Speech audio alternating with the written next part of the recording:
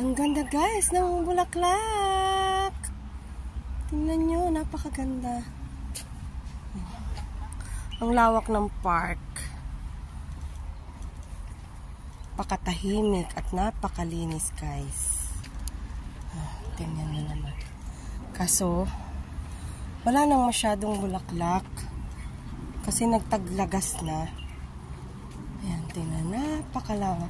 Dito pala magandang tumambay, oh. May mga nag-iiwan ng gamit, oh. May kubo. Lawak. Oh, meron pang mga ano dyan, oh.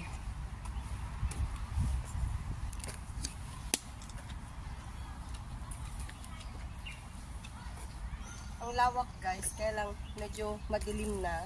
Malayo pa yung uwian ko, 1 hour pa ang travel ko. So, babalik tayo dito. Ganda ng mga ano.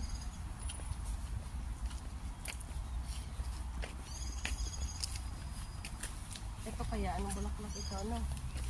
Mga bulak, violet. Ay, ang bango. May amoy. Hindi natin pwedeng amuyin. Sobrang bango. Hindi pa magaling yung ubo ko. Yung si Kalasuchi, wala nang ano, Bulaklak. Wala nang daon. Purple yan minsan. Tapos pink. Tingnan nyo guys ang park dito. Napakaraming puno. Ito to, pantay. Ang ganda. Alagang-alaga ang park nila dito guys. Pantay na pantay. Ang lahat ng puno dito may QR code. So yan, recorded lahat yan ng puno. Yan ang pangalan.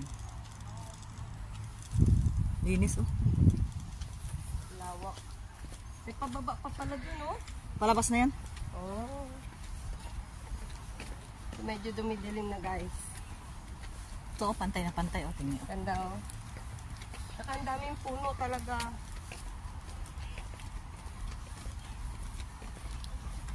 Pakaganda ng park nila. Oh, tingnan mo yung purple, oh. Purple ang flower, oh. Dami. Daming puno, oh. Talagang puro puno. Pause muna, meron pa doon. Lalaki ng bato. Pause muna, meron pa doon. Na ano? Kabila ko.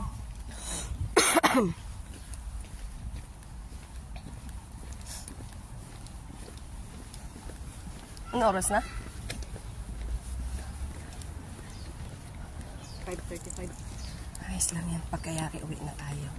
Ngayon kasi ang ano, ang hapon. Ano na? Ay, hindi. Mahirap sa train. Oh, hindi. Siksikan. Ibig kong sabihin ay ngayon ay ang nitong alas 5 ay parang patilim-tilim na.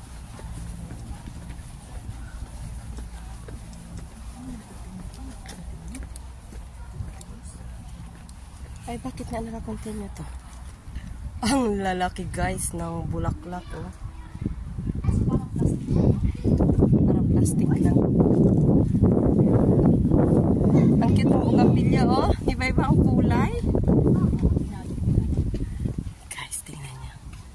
Cute ang flower. Oh, yung bugambilya, iba-iba ang kulay. Wow. Oh, diba?